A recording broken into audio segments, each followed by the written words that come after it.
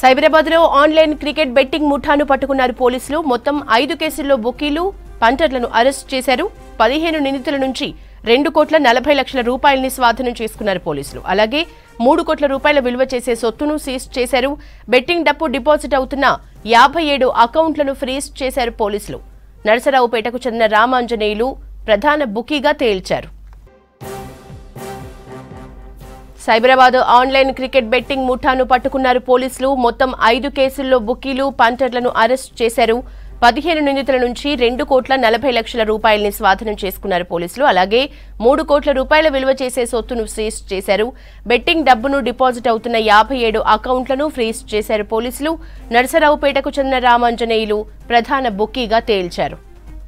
Cyberabad online cricket betting ముఠాని పట్టుకున్నారు పోలీసులు. మొత్తం 5 కేసుల్లో బుకీలు, అలాగే పంటర్లను అరెస్ట్ చేశారు. 15 మంది నిందితుల నుంచి 2,40,00,000 రూపాయలని స్వాధీనం చేసుకున్నారు పోలీసులు. 3 కోట్ల రూపాయల విలువ చేసే సొత్తును సీజ్ చేశారు. బెట్టింగ్ డబ్బులు డిపాజిట్ అవుతున్న 57 అకౌంట్లను ఫ్రీజ్ చేశారు పోలీసులు. నరసరావుపేటకు చెందిన రామాంజనేయులు ప్రధాన బుకీగా తేల్చారు. ఆన్లైన్ క్రికెట్ బెట్టింగ్ ముఠాకి అరెస్టుకు సంబంధించిన డీటెయిల్స్ ధనరాజ్ అందిస్తారు. ధనరాజ్, ఎట్లా ఉన్నాయి డీటెయిల్స్? యశోద, మనం చూస్తున్నాం అంటే గతంలో క్రికెట్ మ్యాచ్లు అనగానే ఇండియా మ్యాచ్లకు అదేవిధంగా ఇంటర్నేషనల్ మ్యాచ్ల్లోనే ఈ పెద్ద ఎత్తున క్రికెట్ బెట్టింగ్లు కొనసాగాయి. కానీ ఇప్పుడు చూసినట్టయితే ఐపీఎల్ మ్యాచ్లు జరుగుతున్నటువంటి క్రమంలోనే పెద్ద ఎత్తున అంటే ఈ ఒక హైదరాబాద్ కేంద్రంగానే చూసినట్టయితే సైబరాబాద్ పరిధిలోనే జరిగినటువంటి ఈ క్రికెట్ బెట్టింగ్ సంబంధించినటువంటి వ్యవహారంలో స్పెషల్ ఆపరేషన్ టీం పెద్ద ఎత్తున ఒక 15 మందిని ముఠాను కూడా పట్టుకోవడం జరిగింది. ఇందులో చూసినట్టయితే 2,40,00,000 పైగా కూడా నగదును సీజ్ చేశారు. మొత్తం వివిధ యాప్ల ద్వారా కావచ్చు, ఆన్లైన్లకు సంబంధించినటువంటి బెట్టింగ్లకు పాల్పడుతున్నటువంటి ఈ ముఠాను మొత్తం స్పెషల్ ఆపరేషన్ టీం ద్వారా కూడా ఛేదించడం జరిగింది. అయితే ఒక సైబరాబాద్ పరిధిలో చూసినట్టయితేనే ఇప్పటి వరకు ఉన్నటువంటి ఈ బుకీలు, పంటర్లకు సంబంధించిన వారిని 15 మందిని అదుపులోకి తీసుకొని విచారణ కొనసాగిస్తున్నారు. అదేవిధంగా ఈ నరసరావుపేటకు చెందినటువంటి రామాంజనేయులు అనే వ్యక్తి ప్రధాన బుకీగాను అదేవిధంగా నిర్వాహకుడుగా ఉండడం జరిగింది. ఈ కేసులో అతన్ని విచారణ కొనసాగిస్తున్నారు. అయితే వీరికి సంబంధించినటువంటి ఈ వివిధ అకౌంట్లను పరిశీలించినట్లయితే 57 అకౌంట్లలో 2 కోట్లకు పైగా నగదు ఉన్నట్లు కూడా గుర్తించడం జరిగింది. ఆ 57 అకౌంట్లలో ఉన్నటువంటి నగదునంతా కూడా ఇటు ఫ్రీజ్ చేశారు.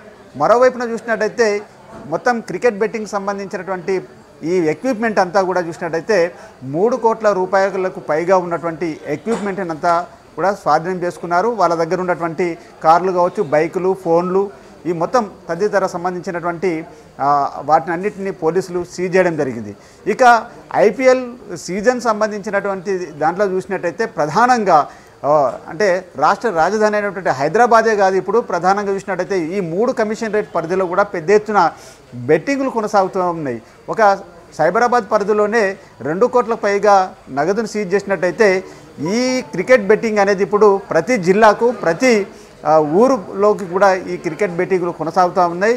అయితే ఇక్కడ చూసినట్టయితే మనం ఈ ఐపీఎల్ బెట్టింగ్ సంబంధించినటువంటి ఈ మాఫియా అంతా కూడా పెద్ద ఎత్తున బుకీలు, ఫంటర్లందరినీ కూడా ఏర్పాటు చేసుకొని దాని ద్వారా కూడా చాలా ఎత్తున కోట్లాది రూపాయలు, లక్షలాది రూపాయలు రెగ్యులర్గా మ్యాచ్కు సంబంధించినటువంటి ఈ మ్యాచ్లలో కోట్లాది రూపాయలు చేతులు మారుతూ ఉన్నాయి.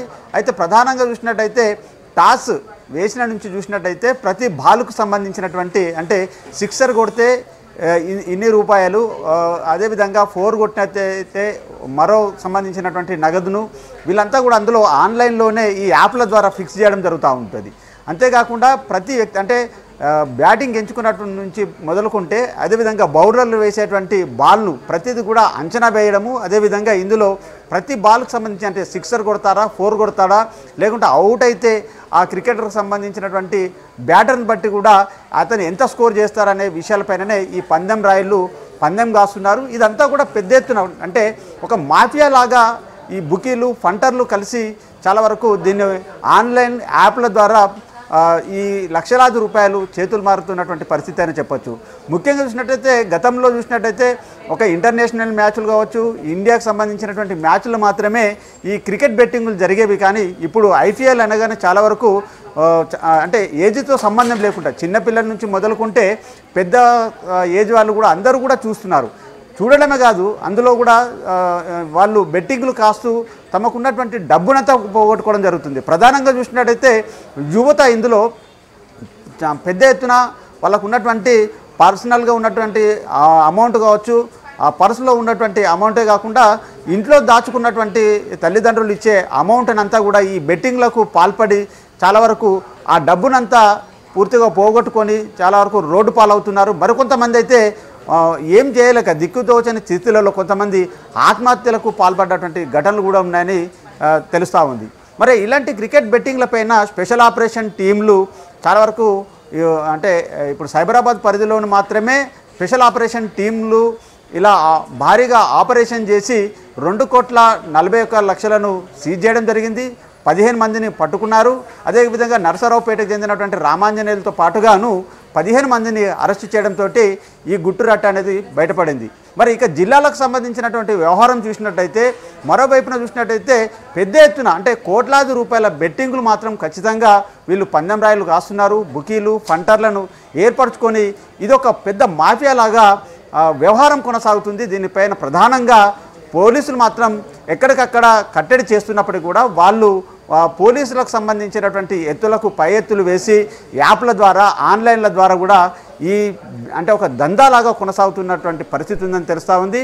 మొత్తం మీద ఇలాంటి బెట్టింగ్ వ్యవహారంలో కోట్లాది రూపాయలు లక్షలాది రూపాయలు చేతులు మారుతున్నటువంటి పరిస్థితి పైన ఈ సైబరాబాద్ పోలీసులు స్పెషల్ ఆపరేషన్ నిర్వహించడంతో ఇలాంటి గుట్టు బయటపడింది. అదేవిధంగా ఇప్పటి వరకు వారు బెట్టింగ్ కాసినటువంటి 57 అకౌంట్లలో ఉన్నటువంటి 2 కోట్ల రూపాయలను సీజ్ చేశారు. 2,40,00,000 రూపాయలను నగదును కూడా వాళ్ళు సీజ్ చేసి పట్టుకోవడం జరిగింది.